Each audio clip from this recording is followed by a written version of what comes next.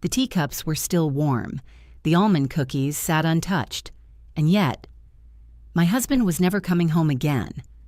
My name is Evelyn Mercer, and for 15 years I thought I had the kind of marriage people envied.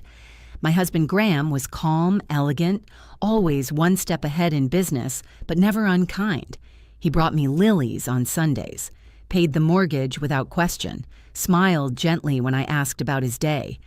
We didn't have children, and somehow that felt intentional, a peaceful sort of emptiness. But nothing prepares you for the kind of silence that arrives when the illusion breaks. Graham died on a Thursday. They said it was a heart attack, massive myocardial infarction, the doctor had murmured, as if Latin softened the loss. But the truth is, I didn't care what they called it, because the man I loved was gone. And in his place was a strange new grief, quiet, creeping, and suspicious. The funeral blurred by like a slow-motion film. Everyone dressed in black hands on my shoulders saying he was a good man, but I couldn't feel anything. I clung to Naomi, my best friend since college, while people I didn't recognize told me stories I didn't ask for. And then Lana, my sister, showed up.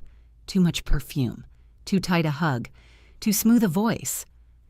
"I'm so sorry, sis," she whispered. Graham was like a brother to me. But her eyes didn't hold sorrow. They held something else. Amusement, maybe, or triumph. Later that night, she stood in my kitchen pouring herself a drink like she lived there. I know it's not the time she said swirling her wine, but Graham loaned me some money.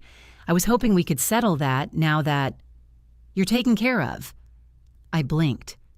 "What money?" She tilted her head and smiled like I'd asked where the sun went at night. "Oh, I guess he never told you." Something in me cracked. That night, I wandered our house like a ghost, running my fingers over chair backs, wood floors, the framed wedding photo that suddenly looked like it belonged to someone else. I found his keys still on the table, neatly placed just like always, except one of them. One I had never touched. The garage key. It was a different shape, ornate, cold. I'd asked about it years ago, and he'd laughed. Just a bunch of greasy tools. You'd hate it. And I'd believed him, because I didn't push. That was our marriage, unspoken boundaries, dressed up as trust. But now I had nothing left to lose. The next morning, I drove to the address. I'd never visited a warehouse tucked deep in Charleston's old industrial district. The building was crumbling, the metal door rusted weeds spilling over cracked asphalt. I hesitated before unlocking it. The key turned with a groan, and for a second, I wanted to walk away, but I didn't. Inside wasn't a garage. It was a shrine. Maps, charts, photos. Dozens, hundreds of photographs pinned to the walls in perfect symmetry, and in every single one of them, Graham. But not the Graham I knew. This version wore flannel, smiled wide, looked younger, freer, and always standing next to him was the same woman. Dark hair, sharp eyes, radiant. She was at least 10 years younger than me. In one photo, they were on a beach, in another at a cabin in snow, then one at a candlelit dinner. Time-stamped August 2024. That day, I had cooked his favorite meal. I had waited by the window for him to return from a client meeting. But there he was in that photo beside her, and a young man. Tall, early 30s, same dark hair, same sharp jaw. On the back, Nora and Miles, August 2024. My knees buckled. I grabbed the nearest surface, a metal desk, and then saw them stacks of files, bank transfers, shell companies, tax records I'd never seen before. One folder was Medical Crescent Heart Institute dated 2 months prior. I read the diagnosis 3 times: ischemic heart disease. Stage 3, risk of sudden cardiac arrest. He knew he was dying. And instead of preparing me, he disappeared into this other life, another woman, another son, and the man I buried. He wasn't my husband. He was a stranger who had kissed me on the cheek 2 nights before and whispered, "You're the only one for me." My chest tightened. I turned toward the door, heart pounding, tears finally threatening to break. And that's when I heard it. Footsteps, soft, careful, like someone didn't want to be heard.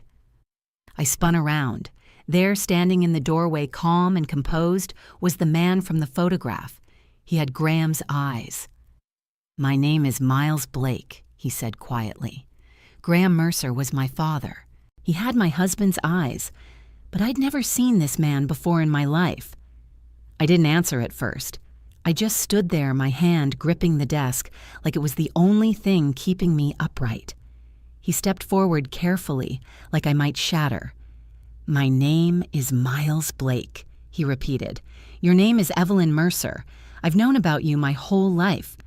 The air in that garage turned thick like molasses pressing in on all sides.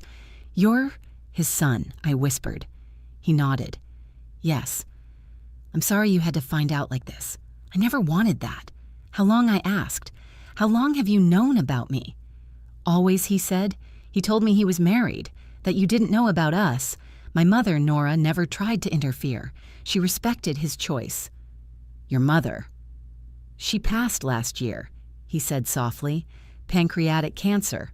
After that, I started digging into his financials, trying to understand what he left us. I found things that didn't add up. I sank into the dusty chair behind me. My head spun. The floor didn't feel stable. "Why are you here?" I asked, my voice low. He reached into his backpack and pulled out a worn, folded piece of paper. "This." He handed it to me. "It's a draft of a will, unofficial. He gave it to me 2 weeks before he died. Said the real one would go to you. But this was in case something happened before he finalized things." I unfolded the paper with trembling hands. It was written in Graham's signature looping cursive. My name. Miles' name. Mentions of something called Sable West Consortium, corporate assets, a vault, and one strange line: access to remaining documents secured in office vault, code linked to personal item gifted to EM, the necklace. My fingers flew to my collarbone, but it wasn't there. I had tucked it away after the funeral. It had felt too heavy to wear. Now it felt like a cipher. "What is Sable West?" I asked. "One of his private firms," Miles said. "Not on the public record. He used it to move money internationally." Why? He paused. Because he didn't trust the people he was working with. After my mother died, I found transfers I couldn't trace. Offshore accounts. Things in my name I didn't authorize. "So he knew something was coming," I said slowly. Miles nodded. "He wasn't just preparing to die. He was trying to protect you, and maybe me, but he ran out of time. The silence between us held weight. "There's more," I said, "isn't there?" Miles glanced toward the door. "I think so. He left trails. Someone has to follow them." I stood slowly and looked around the garage again. This wasn't a shrine anymore. It was a crime scene, a puzzle, a warning. I needed answers. I needed someone I trusted. So I called Naomi. Within 20 minutes, I was curled up on her couch, the sapphire necklace lying on the table like a detonator. Naomi sat beside me holding a mug of tea I couldn't drink. When I finally told her everything, the garage, the woman, the child, the draft will, she didn't ask questions. She just held my hand. "I can't go home," I whispered. "You're not going alone," she replied. "Whatever's behind that vault, we face it together." The next morning, Miles picked us up. The three of us sat in heavy silence as we drove downtown. Graham's satellite office was in a steel and glass high-rise that I'd never stepped foot in. He'd always said it was just for quiet work, private meetings. But it wasn't just an office, it was a sealed life. Miles had a key card. He listed me as co-owner, he said. The receptionist didn't blink as we passed. The elevator rose with agonizing slowness. On the 14th floor, Miles led us into a sleek gray office space. It was cold, empty, no photos, no warmth, just precision.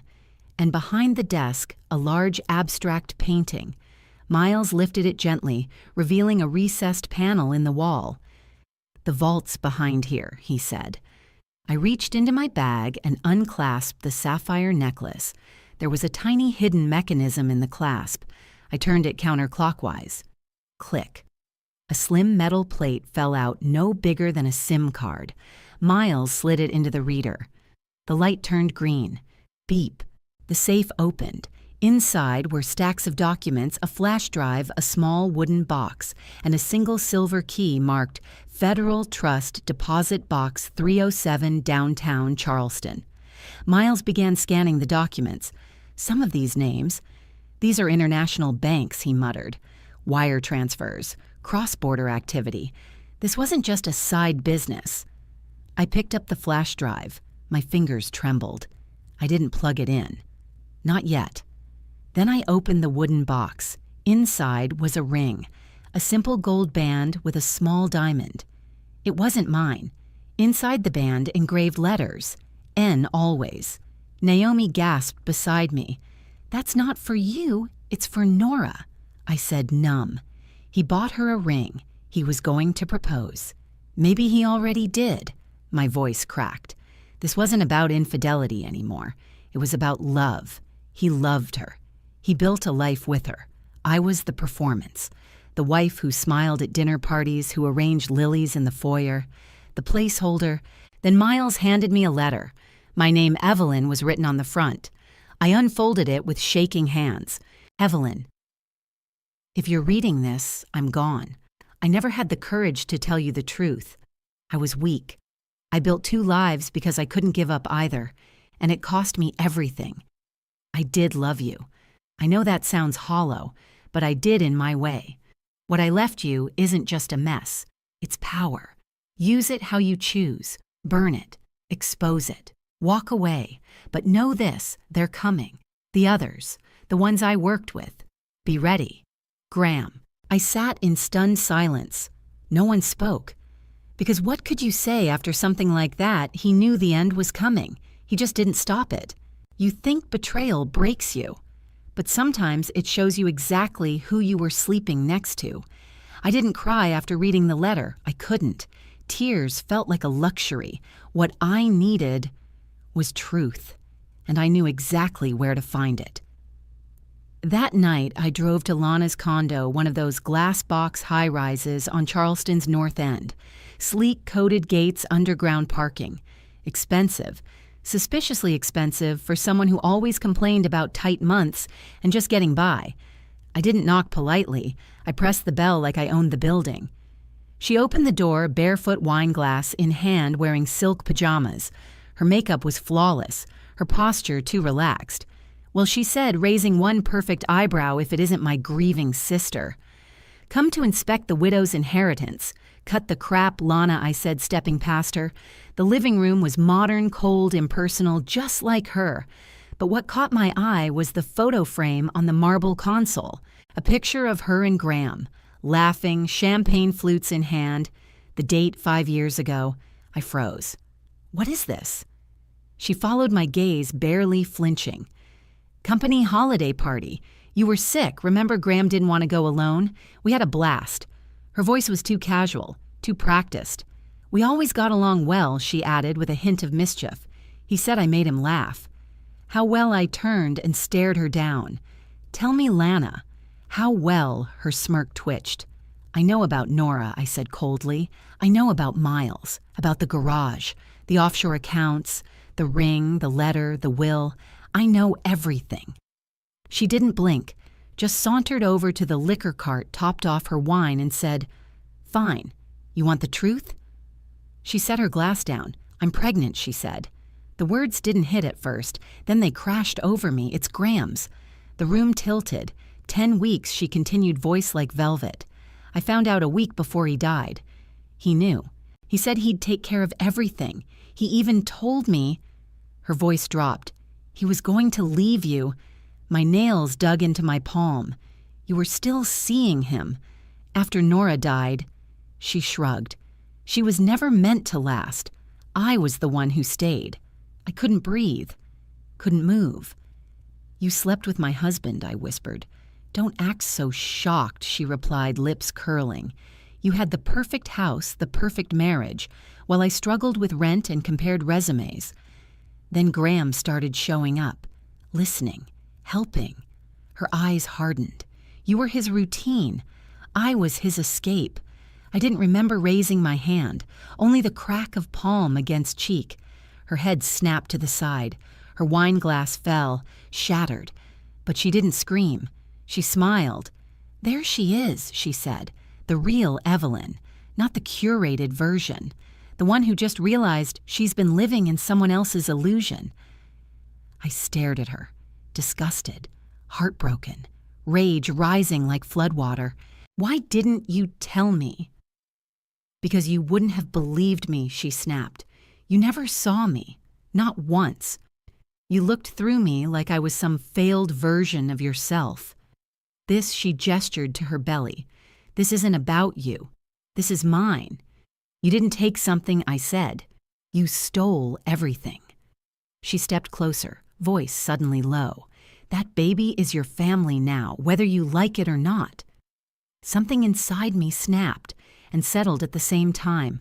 I looked her dead in the eye. "I'll honor what Graham left. For the child, not for you." Her expression faltered. "You mean that I don't know what I mean?" I said. "But I do know this, I'm done with you." I walked out. Didn't look back. Didn't feel guilty.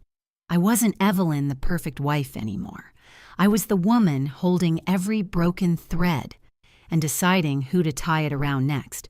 That night, I didn't go home. I went to Naomi's. The sapphire necklace burned in my hand like a secret too heavy to carry. She opened the door, took one look at me, and said, "Sleep first. War later." But I didn't sleep, because war was already here. The next morning, Miles picked us up. Naomi refused to stay behind. "You're not walking into a safe with international money trails and secret children without a third set of eyes," she said, throwing on her trench coat. We went straight to Graham's downtown office. The receptionist didn't blink when we walked in. Another wall Graham had built perfectly polite, professional, impenetrable. Upstairs, we scanned the documents again, hundreds of pages, a maze of asset transfers, dummy firms, tax shelters. Then we found it Silver Key. Tag marked Bank Safe Deposit, Federal Trust Box 307.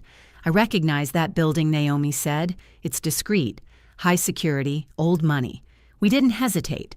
20 minutes later, we were in the basement of the Federal Trust Charleston's most exclusive private bank. A vault manager glanced at my ID, then at the key. "It's been years since this box was accessed," he said. "It's registered to Sable West Consortium." He led us past steel-reinforced doors, marble floors echoing underfoot. Then finally, he left us alone in a secured room. I slid the key into the lock. The box opened with a quiet click. No cash, no passports, no gold bars, just a manila folder and a photograph. I lifted it slowly. It showed Graham, Miles, and two other men, arms crossed, laughing in front of a black SUV. One was sleek, charismatic. The other looked like he'd chew glass for breakfast. On the back of the photo, one name stood out, Damian Wolfe. Miles's voice dropped. "That's him. He called me after the funeral. Wolfe and Gideon Cross, Graham's associates." I opened the folder. Inside were legal documents, payoffs, shell company trails, and one chilling file marked in red crane cross blackmail insurance confidential. I looked at Miles, and in that moment, I realized Graham hadn't just left behind a trail. He'd left a loaded weapon. Now it was up to me to decide who to aim it at. Secrets don't just hide in safes. Sometimes they hide in silence. We didn't leave the bank vault feeling triumphant. We left feeling watched. Even Naomi, always the calmest in the room, kept glancing over her shoulder. Miles walked faster than usual, jaw clenched, and I held that manila folder like a detonator, because that's what it was. Graham hadn't just kept evidence. He'd kept insurance. That night, Naomi lit a fire in her hearth and poured bourbon instead of tea. Miles sat on the floor, the flash drive resting on the coffee table between us like a snake. We weren't sure we should wake up. "You don't have to do this tonight," Naomi said. "I do," I replied, because I needed to know the full measure of what Graham left behind. No more shadows, no more guessing. I plugged in the drive. A single folder blinked to life. For Evelyn. Inside one video. Video file 2024-4-1007 MPB for 10 days before his death. My fingers hovered, then clicked. The screen opened on Graham's face, but not the man I buried, not the polished suit, not the practiced calm. This Graham was exhausted, hollow, his shirt-wrinkled hair uncombed. He stared straight into the lens. "Evelyn," he said, "if you're watching this, I'm either dead or out of time." He exhaled hard, rubbing his forehead. "I lied to you. For years. I thought I could control everything, keep you safe by keeping you out. But the walls are crumbling." He leaned forward. "There's someone you trust too much, someone who's dangerous." My stomach turned. "It's Lana," he said flatly. "She's not just an affair, she's a threat." The room stilled. He continued. "She said if I left her, she'd go public. With the accounts, with the companies, with you. She knew everything. She dug into my files when I was sick. She found Sable West. She said she wanted control, said she wanted a legacy." He paused, then lowered his voice. "And there's more." He swallowed. "You remember when Nora passed away car crash? No witnesses. They said the brakes failed, but she had the car serviced the day before. Full inspection. Everything cleared. I couldn't move. Lana knew about the pregnancy. Nora didn't. That was the difference. I was going to leave Lana. Told her I couldn't keep the lies going. 2 days later, Nora was gone." He looked away. "I can't prove it. There's no evidence. But I know what I know." His gaze returned to the camera. "And now I'm leaving you the only thing I can. Proof of everything else. The transfers, the offshore accounts, the men I worked with, Gideon Cross, Damian Wolfe. If they come for you, use it. And Evelyn, if you choose to walk away, I won't blame you. But if you fight, don't fight alone." The screen went black. None of us moved. The air felt like glass. Naomi was the first to break the silence. "Lana killed her," she said. "Or at least, she made sure Nora never stood a chance." Miles didn't speak. His fists were clenched so tight his knuckles turned white. I rose from the couch and walked to the window. Outside, Charleston was quiet, streetlights humming, trees still, but my world shattered. Again, I turned to them. "I'm inviting her to brunch," I said. Miles snapped his gaze toward me. "What she doesn't know, we have the flash drive," I said, "or the vault records. She still thinks I'm grieving, still thinks I'll crumble." Naomi stood. "Evelyn, are you sure I'm not doing this to confront her?" I said. "I'm doing this to look her in the eyes, one last time, then I'm walking away." Miles nodded slowly. "She'll lie to your face," he warned. "Let her," I said. "I'll smile back." The next morning, I called her. "Brunch," I said. "Let's start over." "For the baby." She hesitated, then agreed. We met on Naomi's porch, the same place Graham's secret first unraveled. Lana wore a pale blue maternity dress, her hair curled perfectly, her lips painted soft pink. "He kicks when I drink orange juice," she said, laughing, like we were just sisters again. I smiled. We sat down. Naomi served tea, then left us alone. "I'm glad you called," Lana said. "I was worried you hated me." "Why would I hate you?" I asked gently, tilting my head. "Because you slept with my husband, or because you're carrying his child?" Her face stiffened. "Evelyn, this is hard on me too." "No," I cut in. "What's hard is realizing the woman who shared my childhood shared my marriage." Lana blinked. "I know about Nora," I said. "I know about the vault, about the accounts, about Sable West. I know everything, Lana." She stared at me, lips parted. "You can't prove anything. I don't have to." I reached into my bag and set the flash drive between us. She paled. "You're not going to court," she whispered. "You wouldn't." "No," I said. "I'm not." She relaxed too soon. "Because I'm not wasting another second of my life chasing the past," I continued. "I'm going to walk away, leave you with the money, the child, the house of lies you built." She blinked. "You think that scares me?" "No," I said, rising, "but it will." Then I walked inside where Miles was waiting. I didn't say a word, just nodded. And in that silence, we all understood Graham's game was over. But mine had just begun. When you have nothing left to lose, that's when they should be afraid of you. I didn't go home after brunch. I went to see Reed Harrison, my father's old lawyer, the one man in Charleston who never blinked at scandal, never hesitated at shadows. He read every file from the safe, every bank record, every photo. Then he looked up and said, "Do you want to press charges?" "No," I said. "I want protection, leverage, insurance." He nodded. "Then we copy everything. 3 backups, 1 here, 1 with you, 1 somewhere no one would ever look. I'll handle the 3rd," Naomi said. "I know exactly where." We spent the next 6 hours digitizing every document. Graham's legacy wasn't just betrayal, it was financial crime, international, structured, professional, ruthless, and now it was mine to command. Reed drafted a simple letter, a courtesy notice, but I added one final line in my own handwriting, "Try me." We sent it via courier to Gideon Cross. He responded in 15 minutes. He didn't call my phone. He called Naomi's. She handed me the device silently. "Clever," he said the moment I answered. His voice was sharp silk, really. "The vault, the documents.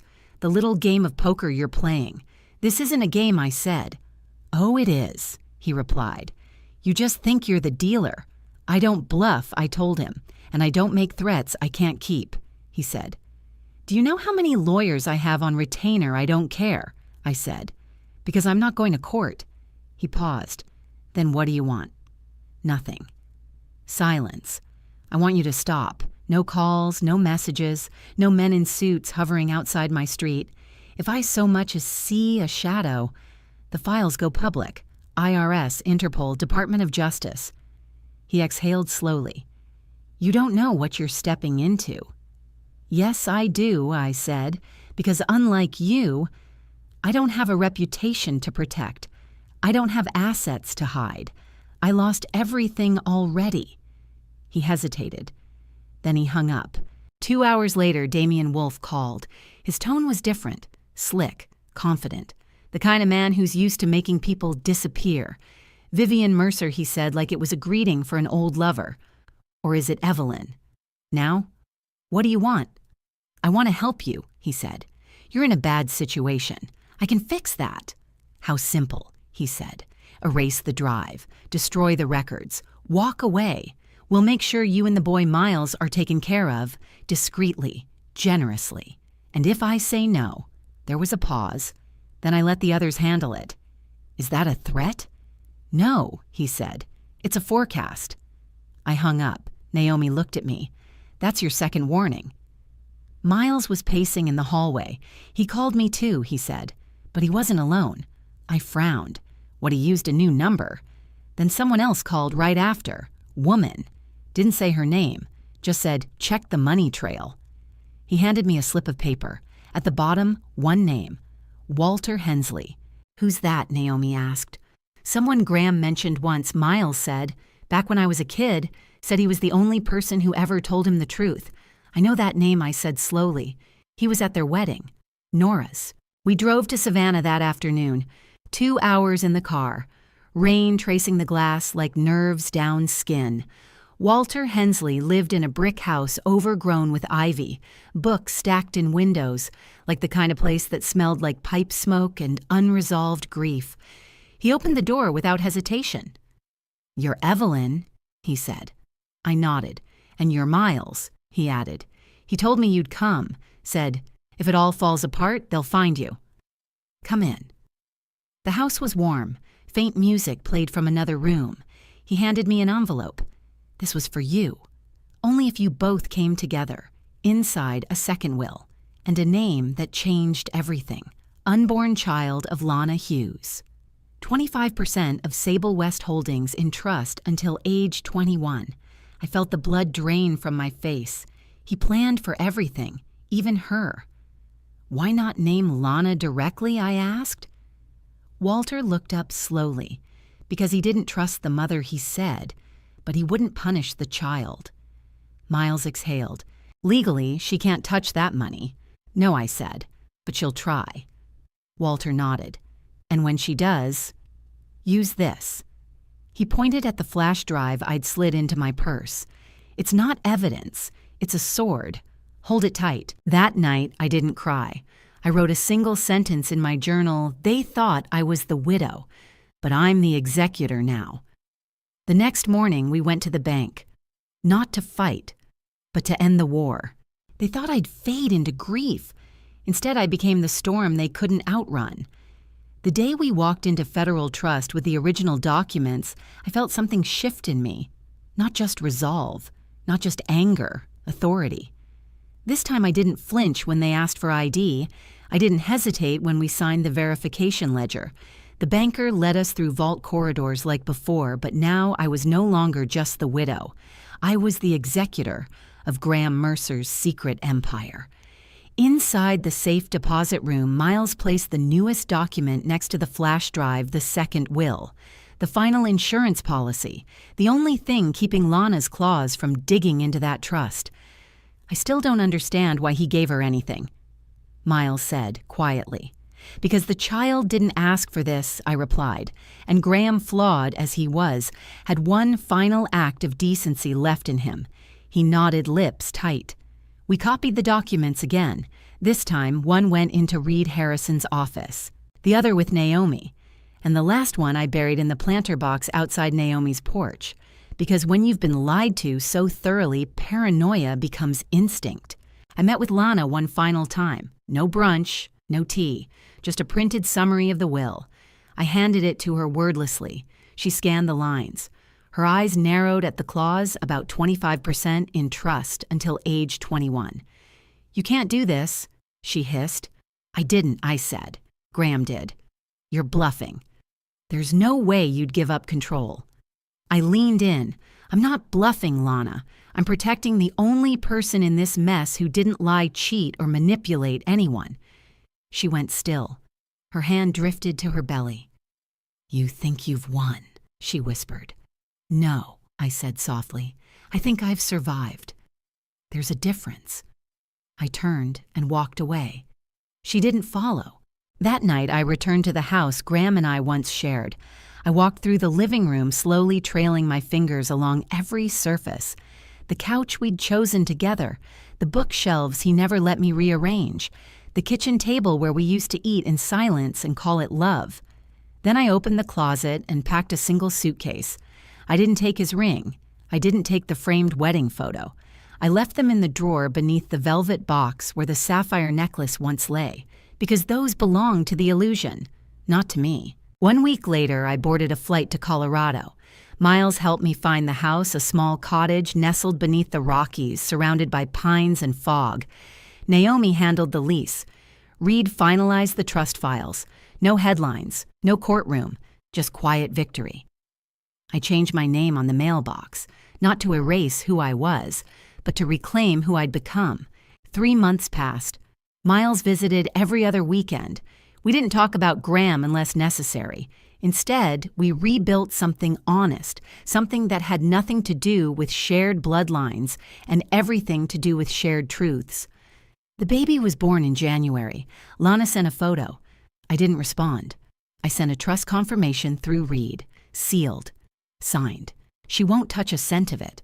Not until the child is old enough to know who her father truly was and who tried to weaponize that legacy. And Graham, he became distant in my memory. Not erased, but demystified. Not the man who brought lilies on Sundays. Not the man who smiled at dinner and said I'll be home at 7.